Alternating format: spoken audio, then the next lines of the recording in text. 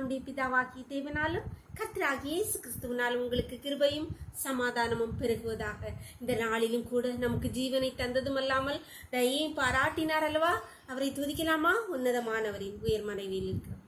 உன்னதமானவரின் உயர்மறைவில் இருக்கிறவன் சர்வ வல்லவரின் நிழலில் தங்குவான். இது பரமசிலாக்கியமே. சர்வ வல்லவரின் நிழலில் தங்குவார்.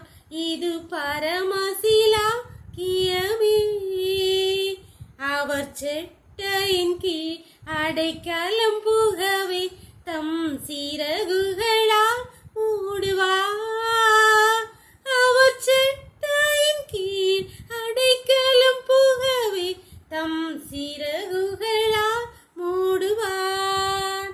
உன் வழிகளில் எல்லாம் உன்னை தூதர்கள் காத்திடுவார்.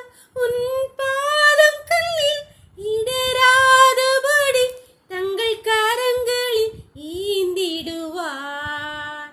உன் பாதம் கல்லில் இடராதபடி தங்கள் கரங்களில் ஈந்திடுவார்.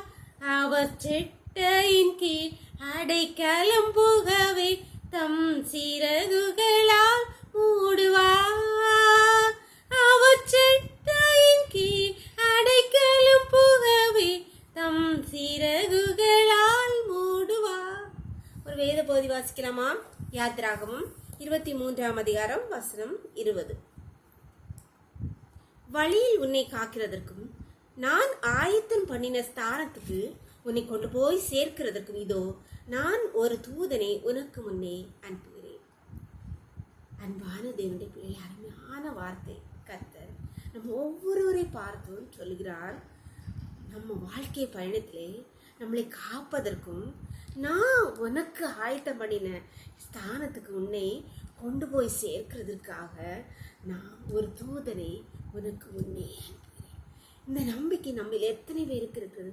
கர்த்தர் என்னோடு இருக்கிறார். நான் போகிற ஒவ்வொரு பாதையிலும் அவர் எனக்கு முன்பாக செல்கிறார். இந்த நம்பிக்கை ஒவ்வொருவருக்கும் வேண்டும். அப்படின்னா நாம் பயப்பட மாட்டோம், நாம் கலங்க மாட்டோம். எத்தனை இடர் வந்தால், எத்தனை கஷ்டங்கள் வந்தால், எத்தனை பலவீனங்கள், எத்தனை பாடுகள் வந்தாலும் கர்த்தர் எல்லாவற்றிலும் இஸ்ரவேல் மக்களின் பயணத்திலே அவர்களுக்கு முன்பாக தூதன் போனார். ஆனால் தண்ணீர் இல்லாத சூழ்நிலை வந்தது, கசப்பான தண்ணீர் வந்தது, எல்லாம் வந்தது. ஆனால் அவை எல்லாவற்றிலும் கர்த்தர் அவர்களுக்கு ஒரு ஆசீர்வாதத்தை வைத்திருந்தார். அதெல்லாம் தாண்டி போய் அவர்கள் கானானை சுதந்திரித்துக் கொண்டார்கள். அன்பான தேவனுடைய பிள்ளை, நம்முடைய வாழ்க்கையிலே நமக்கென்று ஒரு ஆசீர்வாதத்தை கர்த்தர் நமக்கு நியமித்து வைத்திருக்கிறார். அதை சுதந்திரிப்பதற்காக நமக்கு முன்னே அவர் செல்கிறார். ஆனால் பயப்படாதுங்க. எல்லா சூழ்நிலையிலும் அவர் உங்களை விடுவித்து காத்து உங்களை அந்த ஆசீர்வாதத்துக்கு சுதந்திரிக்க பண்ணுவார். ஜெபம் பண்ணலாமா? எங்களை நேசிக்கிறீங்களா? அன்பின் பரலோகத்தின் தகப்பனே, இந்த அருமையான நாளுக்காக கூடி நன்றியப்பா. இந்த நாளை கூட எங்களுக்கு இவ்வாய் தந்தீங்களேப்பா. காலை முதல் உங்களுடைய தயவுள்ள கரம், உங்க கிருபை எங்கள் ஒவ்வொருவரை தாங்கினபடியா நன்றியப்பா.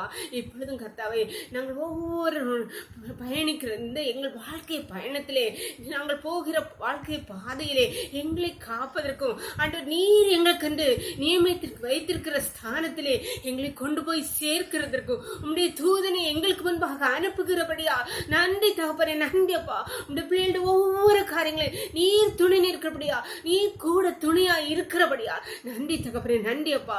ஒவ்வொருவரையும் கருத்திலே தருகிறோமப்பா. இந்த ரோக்களை மூடி மறைச்சுக்கோங்க. சகல துதி கனமும் வல்லமை பல ஞானமும் எங்கள் தேவாதி தேவன் ஒருவருக்கே செலுத்துகிறோம். இயேசுவின் மூல ஜெபங்கள் நல்ல தந்தையே. ஆமென், ஆமென். God bless you. கர்த்தர் உங்களை ஆசீர்வதிப்பாராக. ஆமென்.